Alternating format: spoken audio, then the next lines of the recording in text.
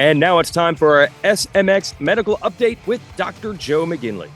Okay, so now we could talk about the Justin Barcia knee injuries, which we do have a little more information. Thanks to the Chorley Designs Red Bull Gas team for actually quoting Barcia somewhat extensively. Both knees are hurt, Dr. Joe. So when you saw their information, what are you thinking here? Yeah, again, he's been riding and out there racing and doing pretty well. I saw the interview that he did, and he discussed this. Both knees. On the one side, he said it's his MCL. He has an injury of the MCL. On the other side, a bursa. That's a little non-specific. There's multiple bursa that are located in the knee. Most likely, it's on the inside of the knee. It's an inside knee injury. It's called the pes anserine bursa. There's 3 tendons of the hamstring that come in and insert there.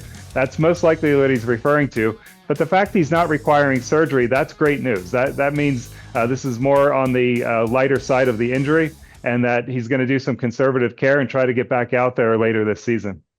So with something like that, and thankfully he doesn't have to have surgery. I've hurt both of my knees, torn both ACLs, and every injury in my experience responds a little bit differently.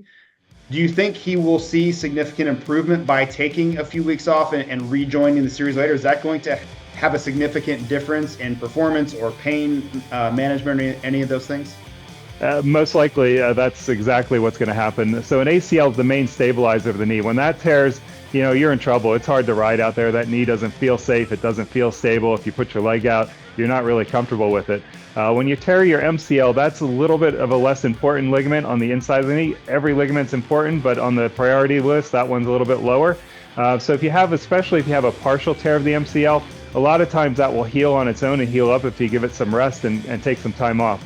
There's other ways you can address that. I'm sure he's getting physical therapy and getting other interventions on that knee to help heal it. So that's one way to treat the MCL.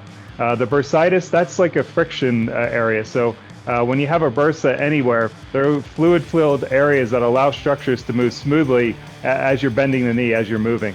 So when you get a bursitis, just think of it like a blister. If you don't let that blister heal and you keep running or keep doing that same activity, it just gets worse and worse and can get really, really painful. Bursa works in a similar way. So if you give these time to heal and you take conservative care and get them treated, there should be no long-term consequences to this. He should be back out riding strong by the end of the season. Yeah, and Barcia's team also said he hopes to return maybe as soon as Unadilla, which is his home race as a New Yorker. I think he can guarantee he's at least back for the SMX playoffs in September. And we'll give you more SMX medical updates next week after Redbud. Thanks, Dr. Joe. Thank you.